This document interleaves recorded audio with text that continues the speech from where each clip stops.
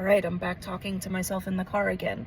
I have just made it to the park once again, and I am hoping to make it to chapter 9 in the Glass Hotel and get some answers because I am hooked now.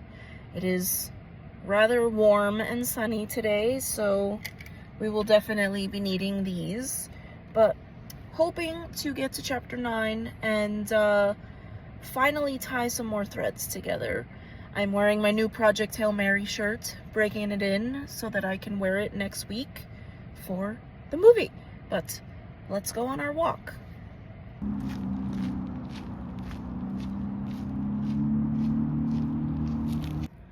Alright, I'm back. That was a nice walk. It wasn't as crowded as I expected, but made it a little over 2 miles, and we did in fact make it to chapter 9. I was confused again for a short time because we have one of our characters who is in prison and is starting to imagine a counter life in which he is not in prison. So we're not only dealing with all of the jumping back and forth in timeline and from character to character, but now we have this guy hallucinating another life for himself. So, very, very interesting book to listen to, I will say that. And then we did shift to another character in another timeline, and what makes it difficult is it takes me a few minutes to get my bearings because I don't know what year we're in when we shift to the other character, whether we have gone back in time or forward in time. So it has been a very interesting experience, but I think I know where we are now, and there are a lot of unpleasant people in this book. Unpleasant people, and they're very sad and unpleasant lives, honestly. So I really want to know how all of this is going to come together in the end. I've connected some threads, but I still don't understand where we're going with this, because right now we're just in all these people's lives, and frankly all of them are miserable. It's very sad, but yeah, that's where we are now. And now I am off to maybe the library, maybe the bookstore, because I have to stay out of the house for a little while longer because they're still working in my house. So here we go. Let's go somewhere.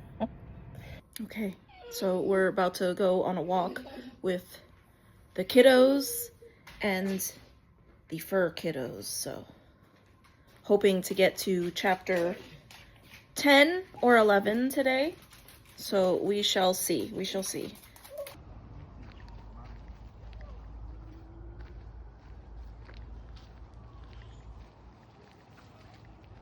One, two, three.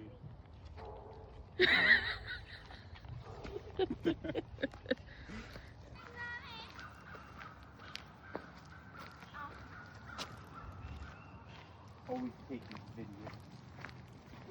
Hello again, and I am back. I forgot to close out yesterday's little walk because we got back and then we went out and we were doing, family stuff. So we did walk about 2.2 miles yesterday. I made it to the middle of chapter 10, and we've reached a crucial point in the book because we are now flashing back to the night that seems to be the crux of this whole novel. The night where our, I guess, protagonist's boyfriend gets arrested, and we're seeing all of the kind of fallout from that situation. So I really want to know more about that, but I fear that when I get to chapter 11, we're gonna go and hit another character and another timeline, but I feel like we're getting there. So far, so this week with the walks that I did 6.2 miles. And then this whole month so far, it's been 16 miles, just walking and listening to this book. Actually, one of my walks, I was not listening to the book because my son came into town and we were catching up on a walk. So it would be 4.2 miles this week listening to the Glass Hotel, and 14 miles this month because there was a 2-mile walk that we did together not having anything to do with the book. But I'm pleased with where I am. I'm officially over halfway. I think I'm at 58% complete with the book. And I think minus 1 or 2 days this week, I should be able to get in a few good walks and some listening time.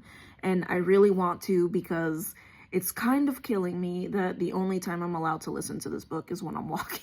So it is a good motivator to get out there. But yeah, that is how we have ended this week. But thank you for watching.